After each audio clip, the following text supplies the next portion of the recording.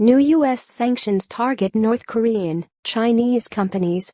The Trump administration imposed new sanctions on a slew of North Korean shipping firms and Chinese trading companies in its latest push to isolate the rogue nation over its nuclear weapons development and deprive it of revenue. The Treasury Department also designated a North Korean corporation involved in exporting workers overseas. The action Tuesday came a day after the United States returned North Korea to its list of state sponsors of terrorism. These designations include companies that have engaged in trade with North Korea cumulatively worth hundreds of millions of dollars, Treasury Secretary Steven Mnuchin said in a statement. We are also sanctioning the shipping and transportation companies and their vessels that facilitate North Korea's trade and its deceptive maneuvers. Among those targeted were 4 Chinese-based companies and 1 Chinese individual said to have deep commercial ties with North Korea. The sanctions were imposed under a September executive order that opened the way for the U.S. to punish foreign companies dealing with the North.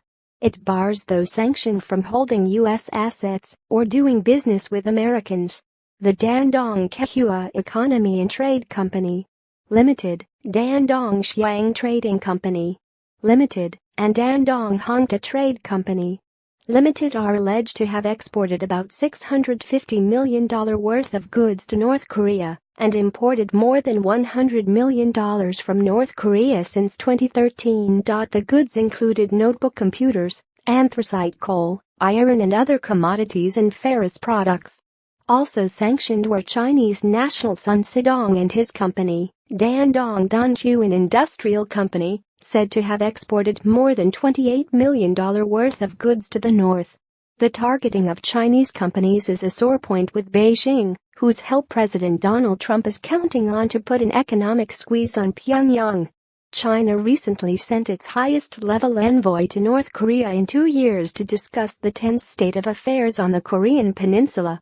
China firmly opposes unilateral sanctions out of the UN Security Council framework, the Chinese embassy in Washington said Tuesday, especially the imposition of the so-called long-arm jurisdiction by other countries in accordance with their domestic laws. As part of its effort to stymie North Korean transportation networks, the Treasury Department sanctioned North Korea's Maritime Administration and its Transport Ministry, 6 North Korean shipping and trading companies and 20 of their vessels, which are all North Korean flagged. It accused North Korea of deceptive shipping practices, including ship-to-ship transfers, which is prohibited under UN sanctions that have been imposed in response to Pyongyang's rapid tempo of nuclear and ballistic missile tests.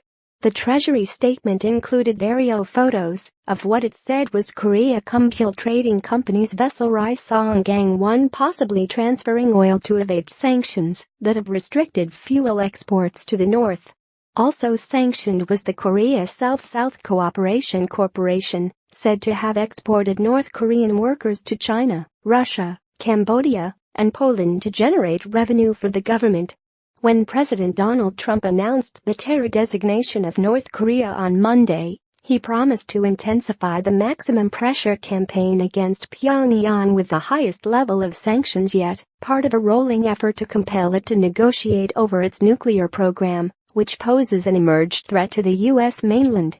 An editorial Tuesday in North Korea's ruling party newspaper, Rodong Sinmun, called Trump a heinous criminal who had insulted the dignity of the country's supreme leadership and its socialist system during his recent visit to South Korea.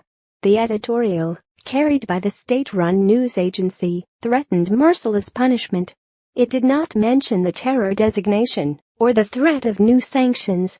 Secretary of State Rex Tillerson acknowledged Monday a 2-month pause in the North's nuclear and missile tests and said there was still hope for diplomacy. With tougher sanctions in the offing, he warned North Korean leader Kim Jong-un, "This is only going to get worse until you're ready to come and talk." The terror designation, however, is likely to exacerbate sour relations between Washington and Pyongyang that have turned uglier with name-calling between Trump and Kim. North Korea shows no interest in talks aimed at getting it to give up its nukes. North Korea has joined Iran, Sudan, and Syria on America's terror blacklist, a position it has occupied on and off over the years. It was designated for 2 decades because of its involvement in international terror attacks in the 1980s, then taken off in 2008 to smooth the way for nuclear talks that soon failed.